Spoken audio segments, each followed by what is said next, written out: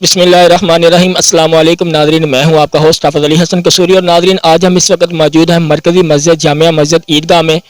تو ناظرین آج ہم نئے پروگرام کے ساتھ آپ کی خدمت میں حاضر ہیں۔ 14 تاریخ کو جو ہے وہ سورج گرہن لگ رہا ہے، 14 تاریخ بروز سوموار۔ ناظرین سورج گرہن جو ہے وہ دنیا بھر کے مختلف ملکوں میں دیکھا جائے گا، جن میں پاکستان بھی شامل ہے۔ پاکستان کے وقت کے مطابق سورج گرہن شام 6:33 پر سٹارٹ ہوگا اور اس کا عروج 9:13 تک ہوگا اور اختتام جو ہے وہ 11:53 ہوگا۔ ناظرین پاکستان میں یہ سورج گرہن دیکھا نہیں جائے گا، مگر اس کے اثرات مرتب ہوں گے۔ اسی سلسلے میں ہمارے ساتھ مولانا قاری عبدالباسط صاحب موجود ہیں، ان سے بات چیت کریں گے کہ سورج گرہن کیا ہے، سورج گرہن اور چاند گرہن کے بارے میں لوگوں کا یہ توہم ہے کہ اس کے برے اثرات زمینی نظام، انسانوں کی زندگی اور موسمی اثرات پر مرتب ہوتے ہیں۔ تو اس بارے میں کیا حقیقت ہے، آئیے ان سے جانتے ہیں۔ جی السلام علیکم۔ وعلیکم السلام۔ سب سے پہلے میں آپ کا شکریہ ادا کرتا ہوں حسن علی قصوری صاحب کا، حافظ علی حسن قصوری صاحب کا۔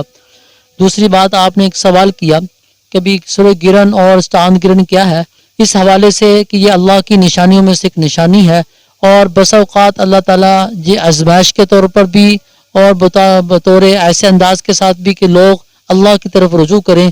یہ میرے محبوب پیغمبر امام الانبیاء رحمت دو عالم صلی اللہ علیہ وسلم کے زمانہ مبارک میں بھی سورج گرہن لگا، چاند گرہن لگا۔ آپ نے کیا حکم ارشاد فرمایا؟ آپ نے ارشاد فرمایا کہ اللہ کی طرف رجوع کرو۔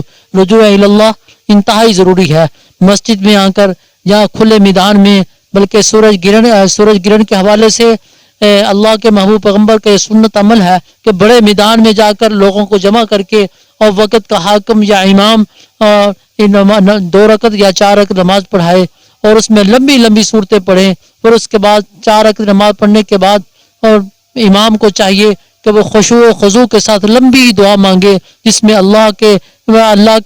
اللہ سے توبہ استغفار کیجئے، اور پوری امت کو حکم یہ ہے کہ وہ اپنے گناہوں کی معافی مانگے اور اپنے گناہوں کے بارے میں اللہ سے معافی مانگ کر اللہ کی طرف، اللہ کی رحمت سے امیدوار ہوں، اللہ کے فضل سے امیدوار ہوں، اللہ کی رحمت مانگے، اللہ سے فضل مانگے کہ اے اللہ ہم تیرے فضل چاہتے ہیں، ہم اس آزمائش پر پورا نہیں اتر سکتے، اے اللہ ہم اس امتحان پر پورا نہیں اتر سکتے، اے اللہ تو ہم پر اپنا رحم فرما، اپنا فضل فرما۔ اس لیے اور بہت سارے اس میں باتیں آتی ہیں، لوگ سنت کی طرف اور حدیث کی طرف باتیں کرتے ہیں کہ اس سے بچنا چاہیے۔ بچنا تو ضرور چاہیے، اللہ کی طرف سے ایک آزمائش بھی ہوتی ہے، امتحان بھی ہوتی ہے، اور لیکن اس میں سب سے زیادہ حکم یہی ہے کہ توبہ استغفار کیجئے، رجوع اللہ کیجئے اور اللہ کی طرف رجوع کریں۔ جب بھی تیز آندھی آتی تھی یا تیز بارش ہوتی تھی یا طوفان ہوتا تھا تو اللہ کے محبوب پیغمبر کا عمل یہ ہوتا تھا کہ ابھی مسجد کی طرف تشریف لے آتے تھے اور اللہ سے گر گڑا کر مانگتے تھے، رجوع اللہ کی طرف متوجہ ہو جاتے تھے، توبہ استغفار کرتے تھے، لمبی لمبی نمازیں ادا کرتے تھے، لمبی لمبی دعائیں کیا کرتے تھے۔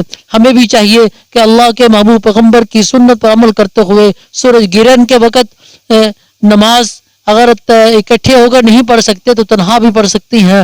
یہ شرعی مسئلہ بھی ہے کہ اگر اکٹھے ہو کر نہیں پڑھنے کا کوئی ایسا انتظام تو وہ علیحدہ علیحدہ 2 رکعت 4 رکعت نماز 4 رکعت سب سے زیادہ افضل ہے۔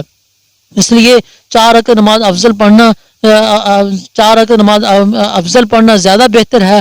اس میں لمبی صورتیں پڑھی جائیں، پھر 4 رکعت پڑھنے کے بعد لمبی دعا مانگی جائے، اتنی لمبی دعا مانگی جائے، اللہ سے گر گڑا کر معافی مانگی جائے، توبہ استغفار کی جائے، اللہ کا فضل مانگا جائے، اللہ سے رحمت کی اپیل کی جائے، پوری امت مسلمہ کے لیے مانگا جائے۔ تو بھائی یہی میرے محبوب پیغمبر کا عمل ہے۔ اس عمل کو اپنانے سے ہی ہماری دنیا اور آخرت کے اندر کامیابی ہوگی۔ اللہ کی طرف سے رجوع کرنے سے ہی یہ اللہ کی طرف سے جو امتحان آزمائش ہوتی ہے یہ ختم ہو جاتی ہے۔ اللہ تعالیٰ مجھے اور آپ کو سب مسلمانوں کو محبوب کبریا کی سنت پر عمل کرنے کی توفیق عطا فرمائے۔